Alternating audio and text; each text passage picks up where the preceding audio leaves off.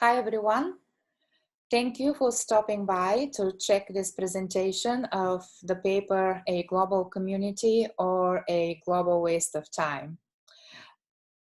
This is going to be about 20 minutes and I promise you that it's not going to be a waste of your time. As a matter of fact, I recommend that this could be shared with students or with other social scientists who are interested in knowing how social media data can be used for research. But most importantly, I think that the findings of this paper have relevance to the present moment. We are in the midst of a health crisis in the United States and in the world. And I believe that our paper and the findings of our research are very relevant to the present moment. So fasten your belts and let me take you on a short journey through generosity of human spirit. I'm now going to share my screen with you.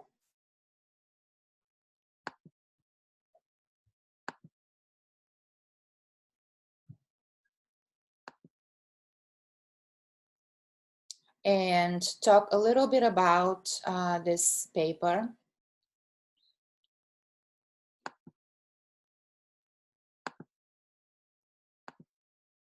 So here we are. I am Elena Vesselinov and I'm an associate professor of sociology at the City University of New York. And this presentation is going to contain several points. First, I'll talk about the background of the paper a little bit, then about the theoretical background, then I'll briefly describe the methodology and our results. So a few years ago, my graduate research assistant, and I found out that we both were fans of the Facebook site Humans of New York, or HONY. I will use this acronym throughout the presentation. We started talking about it and we were both taken by the photos and the stories people were sharing. We thought how amazing it was that so many fans responded to the stories and shared their own experiences. Most of all, we were struck by how positive most comments were that the fans left at the site. So we decided to do some research about it. And given the overwhelming positive, supportive responses of the fans of the Facebook Honey site, we decided to look into whether or not this site actually constitutes or operates as a global community. And we further decided to look into two related and analytical aspects of this question. One, does Honey operate as a community? And two, does Honey constitute a global community? During our review of the literature and prior work, we found that Chaiko's work seemed to offer the most relevant theoretical framework for our study. In her book, Chaiko explores what makes or constitutes an online or portable community. And she comes up with several important considerations. She theorizes that the internal dynamics of portable communities is made up by 4 dimensions. And these dimensions are cognitive connectedness, emotionality and intimacy, fun, games and hanging out, and social networking. She calls these communities portable because they can be accessed, or the content can be accessed using portable technology, our iPhones, laptops, iPads, any other portable device that is connected to the internet. And so armed with these theoretical concepts, we we worked further to also incorporate some other concepts that Chaiko came up with, such as cognitive infrastructure. So cognitive infrastructure is part of the cognitive connectedness of these communities, and it is broken down in three parts. One is the cognitive phase of the community.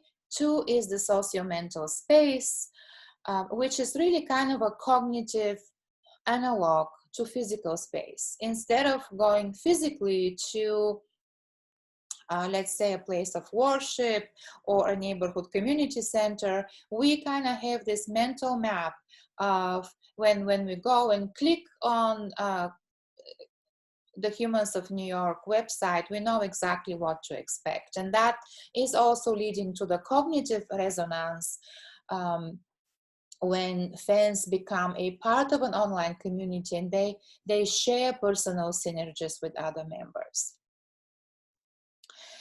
Again, armed with these theoretical concepts and assumptions and propositions, we started our research, and we found out that Honey originated in 2011, in January actually. The Facebook page was launched, and it was launched by a photographer slash journalist named Brendan Stanton. And Brendan is still maintaining that site, which is more popular than ever.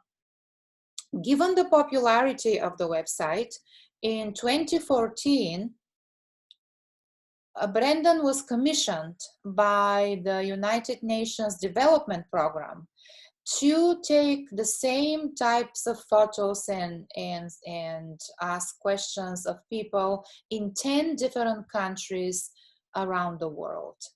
All of these countries were engulfed in one sort of problem or crisis, you know, either economically or socially or politically. And he went to each of these countries and he met people. He asked them similar questions as what he asked people on the streets of New York. And then he posted those photos on the website. We decided to choose 3 of these countries, which are Iraq, Kenya, and Vietnam. And we decided to choose these countries because they couldn't be more different from one another. They are not even on the same continent. And therefore, there was very little that they had in common. So we thought that if countries like these with completely different histories and socioeconomic conditions and cultural context, if we find similarities in the comments left on these photos, that could be one evidence, or it could be taken as a piece of evidence of how this community has transcended national boundaries. A quick word on our methods. We have worked with 4 different types of software here. Next Analytics is a platform which helped us download or scrape the text comments from Facebook. At the time, it was possible to scrape the entire volume of comments, of text comments, which I know that it's no longer the case, but this was done in 2014. So this was done in 2015. So we have all the comments from the website. Then we used the linguistic inquiry and word count software, which is a professionally developed software to recognize linguistic and psychological processes, and works in a way as a text mining software as well.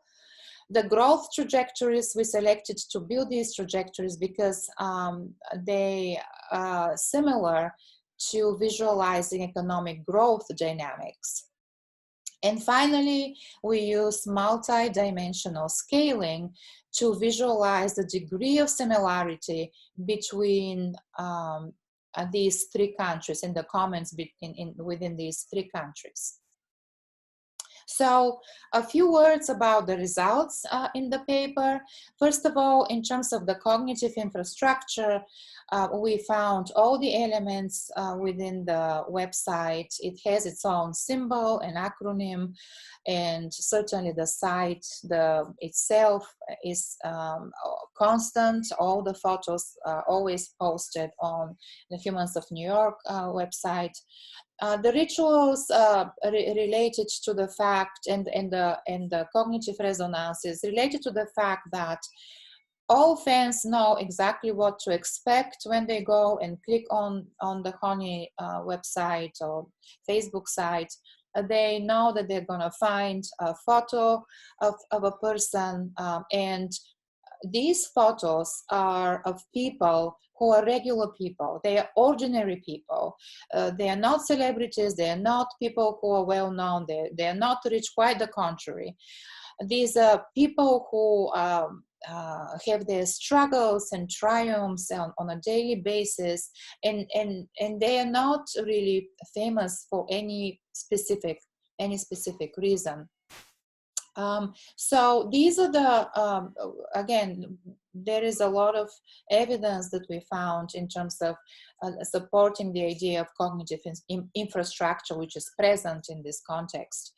And then in terms of cognitive connectedness and using the linguistic inquiry and word count software, we found that cognitive words used across the comments in Iraq and Kenya and Vietnam, they make about 10 to 12% of all words used in the text comments. And furthermore, the feeling of connectedness showed very strongly through both affective processes and social processes. So if we combine these two areas of psychological processes, then we have about 30% of all words used in the comments as, they constitute 30% of all the words. And again, these are all very strong evidence that support our notion that Honey does operate as a community, as an online community. Very briefly, you'll find much more details in the paper. Please review the tables that we have there. You will see the breakdown for each category in the linguistic and psychological processes. Here I want to mention two other things. I don't want to make this presentation too long. So I'm showing you here on this slide the sustained growth trajectory. In the paper, we talk about three types of trajectories. All these three types we find across all the photos in the three countries. There is no distinction for one type in one country or another type in another country. So in this particular type, the sustained growth trajectory, we have a figure, and you can see that on the x-axis, we have the comments. And the comments, for each comment, there is a specific time. Even if two comments are a second apart, there is still a time sequence that the comments are posted within. And on the x-axis and on the y-axis, we have the percentage of words which constitute positive emotion. Given, again, we chose this variable because overall, most comments are very positive on the website. And as you can see here, a very interesting trend, because initially, from the beginning of the comments on, this is a specific photo, this is on one photo, the comments start from about 4%. Between the first and the 500th comment, they vary between 4% in terms of positive content, and as the comments increase, so does the percentage of positive emotion. So the interpretation here is that as people make more and more positive comments, then the next comments are more and more positive. So positive emotion, positive comments lead to an increased level of positive comments as well. So this is this, you know, I personally find quite optimistic, and that in that the people are able to pretty much mirror, if they see that other people have left supportive and comments and that empathize with others, they respond in a very similar way to that. And finally, the multidimensional scaling is something that again supports the notion that this type of online community has really transcended national boundaries. On the you see two panes here on this slide. The left pane represents the our three countries. If so it says hypothetical multidimensional scaling with country distinct. So this is a hypothetical graph which shows that if the comments were specific by country, this is what the graph would have looked like. But instead, we have the other pane, on the right-hand side, which is the multidimensional scaling of the actual honey comments. And as you can see, all three countries overlap, which means that the comments left for photos of these very different countries do not differ by national context. And this is again another a really important finding, I believe, in particularly in this context of a global crisis that we are in. So to wrap up this presentation, and please check the paper for more details, we do find support in our work that honey functions as a global community. Of course, our empirical data is not representative, but we have downloaded every single comment, and there are about 170,000 comments. So we think that this constitutes some level of evidence that this website constitutes a global community. But most importantly, and that's what I'd like to finish this presentation with, people seem to mobilize their resources, emotional and material, and respond positively to strangers' suffering, to strangers' struggles, to strangers' triumphs as well. And we see a lot of that today in this health crisis, when nurses and doctors are helping hundreds and thousands of patients, where people are raising money and giving money to charities that work to support this crisis. And I think that it shows a generosity of spirit. And I truly hope that we will pull through, and that research like this presents evidence too that we can work together as humanity to support important causes. Thank you very much. And now I'm going to stop sharing my screen. Thank you, and have a very nice day.